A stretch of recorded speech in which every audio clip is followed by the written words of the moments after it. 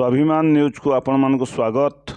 आसंता 31 तारीख सरदार वल्लभ भाई पटेल जन्मदिवस केंद्रीय विद्यालय पक्षर छात्र छात्री माने एक साइकेल शोभा नगर परिक्रमा करथिले।